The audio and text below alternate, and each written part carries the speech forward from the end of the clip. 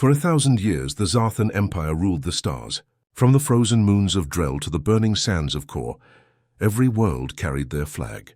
They called themselves the Eternal Empire, because no one had ever defeated them. When the Zarthans came, planets did not fight. They obeyed. Their fleets were made of black steel and plasma fire. Their soldiers spoke one language, conquest. Even before a planet could raise a weapon, it was already part of the Empire. They ruled through fear. Fear was their greatest weapon, and fear never failed. For generations, the Emperor sat upon a throne made from the metals of conquered worlds.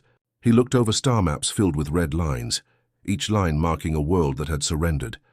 When his generals brought him news of another victory, he did not smile. He simply nodded as if victory was nothing new. To the Zarthans, peace meant obedience, and every race learned that lesson, until the day they found a small blue world near the edge of the galaxy. It was called Earth. At first, the Empire thought little of it. The planet had one moon, one sun, and a primitive defense system. Its signals were old-fashioned, radio, static, human voices speaking strange languages. The Emperor's council laughed. "A new world to conquer," said Lord Serax, Admiral of the Fifth Fleet. "It will not take a day." So they sent a fleet of 50 warships. Each one could destroy a city in seconds. Each one carried thousands of soldiers trained to fight and kill without question. As the fleet neared Earth, their sensors picked up strange transmissions, music, voices, laughter.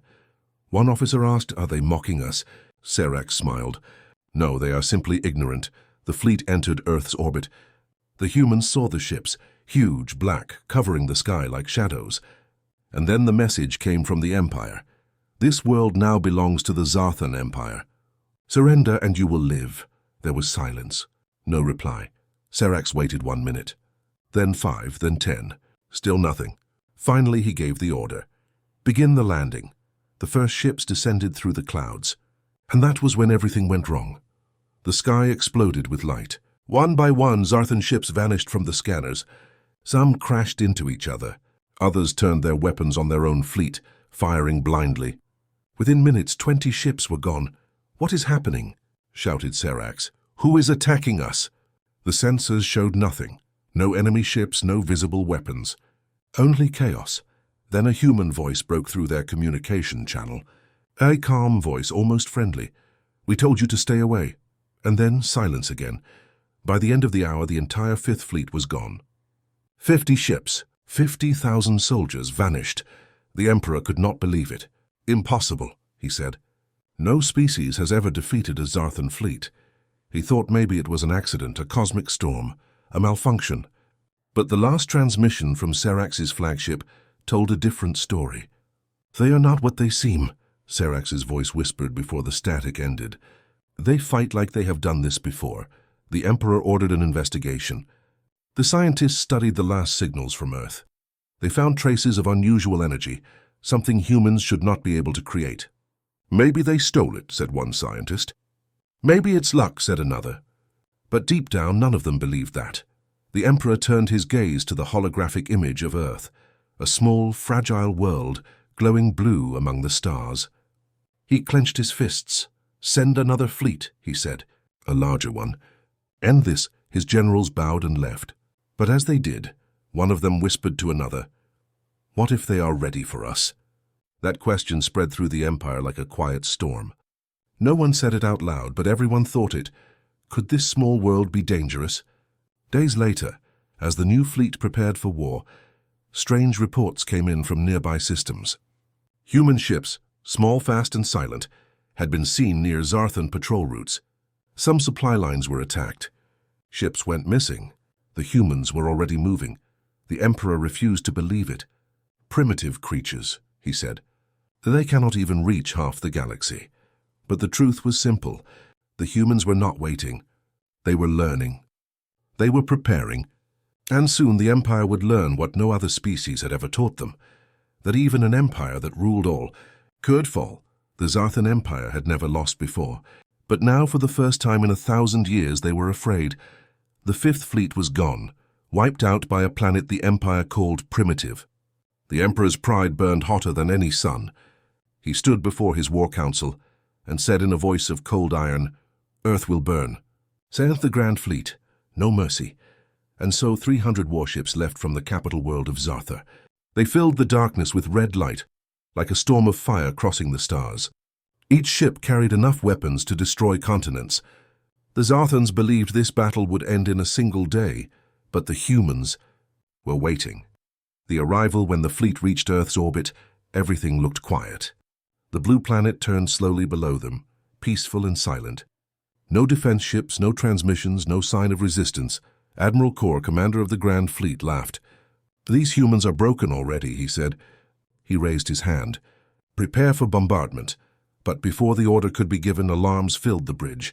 Hundreds of warning lights flashed red. "What is this?" Kor shouted. "Sir, we are losing navigation. Systems are—" The officer stopped. The screen in front of him went black. Then a human voice came through the speakers. "You came to destroy us. Let's see how you handle the dark." And then all power in the fleet died. The ambush, one by one, Zarthan ships began to drift. Engines cold, weapons silent.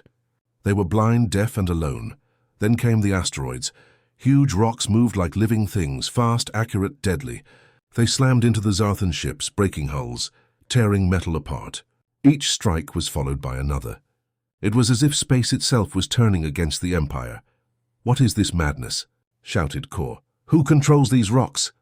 But deep inside the fleet, hidden among the shadows, small human ships moved.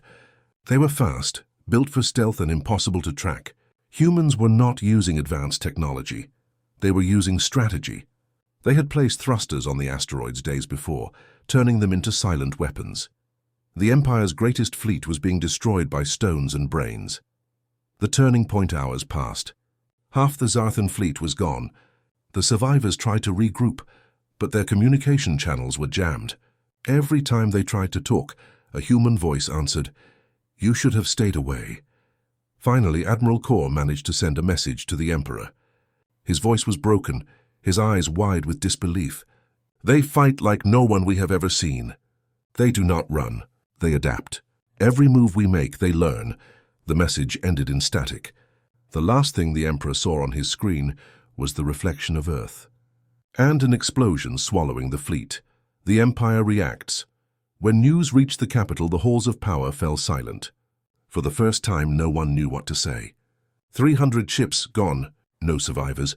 The Emperor smashed his fist against the table. "Find me a reason." "How can this happen?" The Science Council tried to explain. "They are using physics and old weapons in new ways," one said. "They think differently," another added. "They are not fighting like any other race." But none of that mattered. The Emperor wanted blood. He ordered new fleets, bigger ships, stronger weapons. He promised the galaxy that Earth would fall, and yet the galaxy was watching. Other species whispered to each other in secret channels. If the humans can fight the Empire, maybe the Empire can be beaten. Fear began to change sides. The prisoner weeks later, one Zarthan patrol captured a human pilot near the outer rim. He was young, his ship half destroyed, but he smiled as they dragged him to the Emperor's hall. The Emperor studied him. "So you are one of these creatures that dares to fight me?" The human only looked around calmly and said, "We don't fight you. We fight for freedom." The Emperor laughed coldly. "Freedom is an illusion. Only power is real." The human shook his head. "Then you'll never understand us." Moments later, the Emperor ordered him executed. But his words, his calm voice, echoed in the hall long after he was gone. "We don't lose freedom." The Empire's fear that night. The Emperor sat alone in his chamber, looking at the stars. The same stars that once seemed loyal to him now felt distant, uncertain. He thought of the humans, not their weapons, but their eyes. The way they looked at him without fear. He whispered to himself, "They are dangerous." Not because of what they have, but because of what they believe. He rose from his chair and gave one final command. Erase Earth completely. But what he didn't know was that the humans had already left Earth. They were spreading through space. Faster than the Empire could imagine. They were coming. And soon the Empire would learn, you can destroy planets, but you can never destroy the will to be free. The Zarthan Empire was no longer calm. The halls that once echoed with songs of victory now shook with silence and fear. 2 great fleets had vanished, destroyed by a species no one had even heard of a year ago. Humans. The Emperor's pride was wounded. But his anger was far from gone. He built new ships stronger than before. He called upon his best commanders, his finest warriors. He promised the galaxy that this war would end soon, but far away, beyond the Empire's borders, humans were already moving. The shadows in the stars, they didn't come with massive fleets or loud declarations. They came quietly. One ship here, two ships there, no flags, no signals, only silence. At first, the Empire thought these were survivors or raiders, but soon entire outposts began to vanish. Supply lines went dark. Trade routes disappeared. A rumor spread among the soldiers. The humans are coming. But they never saw them coming. A single human ship could destroy a station and disappear before reinforcements arrived. They used asteroids, stealth drives, and gravity traps. They fought like ghosts. They fought like hunters. And every time the Empire adapted, humans learned faster. The message one day, an Imperial communication tower on the moon of Verdun received a strange transmission. The voice was human, calm, controlled, fearless. "We are not your subjects. We are not your slaves. You wanted to rule us. Now we will teach you why freedom has no master." The message spread across the galaxy within hours. It was not a threat. It was a promise. Other alien races who had suffered under Zarthan rule began to listen. Whispers of rebellion began to rise. The name human became a symbol of defiance. The Emperor ordered all transmissions blocked, but it was too late. The idea had escaped into the stars. The Battle of Vega. Then came the first real counterstrike. The Battle of Vega. Vega was one of the Empire's oldest strongholds, protected by 10,000 ships and orbital cannons. No one had ever breached it.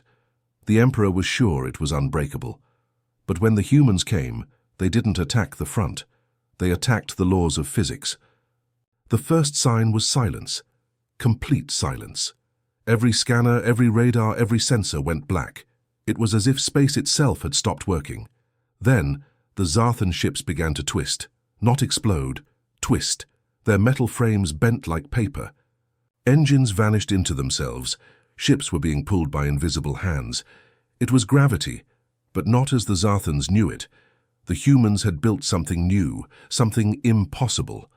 A graviton weapon, capable of bending the pull of planets. The Empire's Grand Fleet tried to fire back, but their weapons could not lock on. Every missile missed, every laser bent. Admiral Krex, commanding the defense, shouted through the chaos, "They're using our own mass against us. The gravity is shifting." Moments later, his ship folded in half, crushed by the very space it floated in. Within minutes, half the fleet was gone. The humans hadn't fired a single shot. The survivors fled, leaving Vega to burn. When the Emperor received the report, his face turned pale. Not from anger, from fear. The Emperor's doubt that night, he stood before the great galactic map. Hundreds of red lights, representing Zarthan control, were now blinking. Some had already gone dark. He whispered to himself, "They were supposed to be weak." His advisor spoke softly. "Perhaps strength is not what we thought it was, my Emperor." The Emperor turned sharply. "Enough. Prepare the capital defenses. If they want war, we will show them the meaning of destruction." But deep down, he knew something had changed. The humans were no longer defending Earth. They were building an army. An idea. A belief. And belief was more dangerous than any weapon. The approach weeks later, the capital world of Zarthar received an alert. Unidentified ships approaching, hundreds of them. Their signatures didn't match any known species.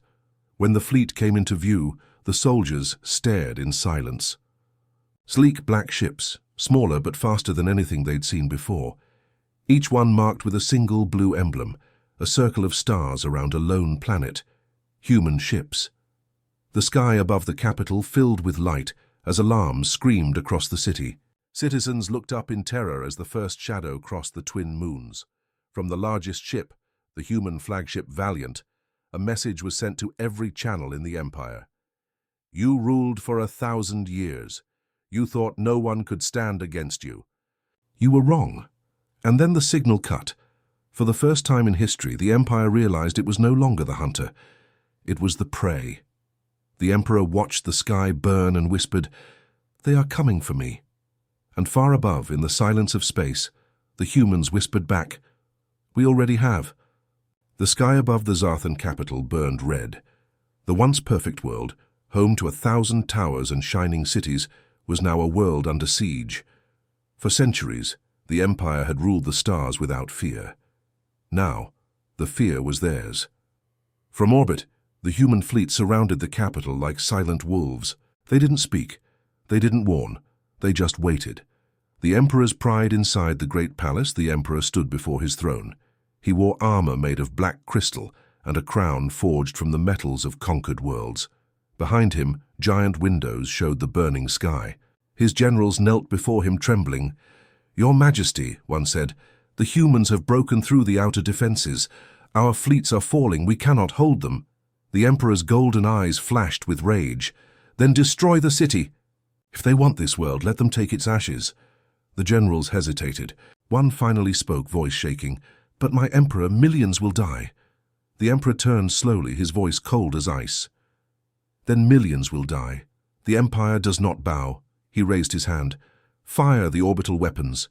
Fire and ash. Moments later, the sky opened. The Empire's own ships began bombarding the surface, rivers of fire tearing through their own cities. Buildings melted. Skies cracked. Civilians screamed as their Emperor destroyed them to save his pride. But in the middle of the chaos, something appeared above the flames. A bright light, calm and white, descended through the smoke. The human flagship Valiant had arrived. Its presence silenced the battlefield. Even the Empire's soldiers stopped firing. Everyone stared upward as the ship opened its massive hangar doors. A single shuttle descended, landing near the palace, and from it Admiral Hayes stepped out. The meeting. He walked through the destroyed streets, surrounded by silence and dust. The few surviving soldiers who tried to stop him were met not with bullets, but with words. "Enough," Hayes said quietly. "No more dying for pride." And strangely, many soldiers lowered their weapons. They had fought all their lives for an emperor who saw them as tools. Now, they faced an enemy who spoke like a leader. When Hayes entered the throne room, the emperor was waiting, standing before his shattered throne, sword in hand. "So," the emperor said, "the animal finally stands before the god." Hayes looked around. He saw the broken walls, the fire outside, the shattered sky. He met the emperor's eyes and said simply, "You ruled for 1,000 years. Now, it's time to stand as equals." The emperor laughed, a deep, bitter laugh. "Equals? You think your kind can replace us? You think freedom is strength? You are fools." Hayes took a step closer. "No. We think control is weakness. You built your empire on fear. We built ours on hope." The emperor raised his sword, glowing with dark energy. "Then hope will die with you." The last fight, the two clashed in a blur of light and fire. The emperor struck with fury, his blade cutting through marble. Hayes dodged, his movements calm and precise. He was not fighting to kill, he was fighting to end something far greater.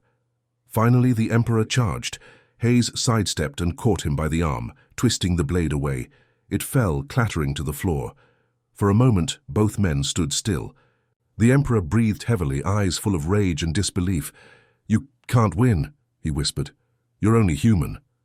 Hayes looked at him and replied, "Exactly." He turned and walked away, leaving the emperor standing in silence. The fall outside, the human fleet powered down their weapons. No victory celebration, no fireworks, just quiet. Across the galaxy, word spread fast. The Zarthan Empire, the eternal empire, had fallen. Worlds once enslaved began to rise. Old flags of rebellion were lifted once more. On the capital, the surviving Zarthans stepped out of their shelters and saw something they had never seen before. Human soldiers helping the wounded, sharing food, rebuilding what was broken. For the first time in their history, the Zarthans saw strength without cruelty. The emperor's end in the palace, the emperor watched from his balcony as the city burned. His guards had fled. His throne was shattered. He whispered to himself, voice breaking. They were supposed to be weak. A voice came from behind him, one of his old commanders, covered in ash. "They still are, my lord, but they never stop." The emperor closed his eyes. For the first time he understood. He had ruled by fear. They fought by choice, and no empire could ever control that. He dropped his crown, and it rolled across the floor, clinking softly before falling still. The empire that ruled all was no more. But in the ashes of its fall, a new galaxy was being born, one not ruled by fear, but by the will of those who finally said no. Years had passed since the fall of the Zarthan Empire. The galaxy was no longer silent with fear. It was alive with hope, rebuilding, and stories of the humans who had changed everything. Humans did not take the throne. They did not demand loyalty or tribute. They simply helped. Across countless worlds, survivors of the Empire remembered the blue planet at the edge of the galaxy. They remembered the humans who had said simply and clearly, "We will not be your slaves." Rebuilding the galaxy on planets once ruled by the Zarthans, cities rose from the ashes. Old governments were replaced by councils elected and fair. Trade routes reopened. Species long silenced began to speak freely again. Humans moved quietly among them, offering guidance but never control. Engineers taught new ways to build. Doctors shared medical knowledge. Soldiers trained defenders, not conquerors. On one planet, a young alien child asked a human engineer, "Why do you help us? You could take this world for yourselves." The human smiled. "We never wanted to rule. We only wanted to be free, and we believe everyone deserves that same freedom." Legends and stories of the humans spread faster than any fleet. Bards sang of the ghosts of Earth, who had turned the tide of a 1,000-year empire. Historians wrote about their courage, their cleverness, their willpower. Other species began to teach their children the stories of humans. "Remember this," they would say. "If they can stand against the empire, so can you." Humans themselves did not boast. They rarely spoke of battles or victories. To them, the war had never been about glory. It had always been about one simple truth: freedom. A galaxy-changed peace came slowly. Old enemies of the Zarthans began to work together. Worlds that had never trusted each other formed alliances. Trade and communication spread like sunlight across the stars. Even the remnants of the Zarthan Empire learned something from humans. Not all embraced change, but some began to question their traditions. Some whispered in private, "Perhaps strength is not only in conquest." The galaxy was still dangerous. There were wars, disputes, and new threats. But one lesson remained clear: a determined species, united by will and courage, could change the course of history. The human philosophy in council halls, on distant planets and in crowded classrooms, humans shared one message: strength is not in power but in choice. Freedom is worth more than fear. No empire lasts forever. If the people refused to obey, it was a simple message, but it resonated across the stars. Other species began to believe that if humans could defy the empire, they too could rise. Rebellion, hope, and courage became tools, not weapons. The next generation. On a quiet moon, a group of alien children watched the night sky. One pointed to a distant blue dot, faint but shining. "Is that Earth?" asked a child. "Yes," another replied. "It is the place where it all began. The place where someone said no." And the galaxy listened. The children sat in silence. For the first time, they felt possibility. For the first time, they believed. Some whispered quietly, "If humans could fight the empire, maybe we can change too." And so the story of humans, the species that refused to bow, became legend, not just as warriors, but as a symbol. A symbol of courage, of defiance, and of hope. The last reflection on Earth, the humans looked to the stars as they always had. They did not seek war. They did not seek power. They only remembered one truth: no one has the right to rule another without their choice. Freedom is not given, it is taken. By those brave enough to say no. And across the galaxy, the stars seemed to shine a little brighter, a reminder that even the smallest species in the darkest moment could change everything. The empire had ruled all, until humans said no. And the galaxy would never forget. End of story.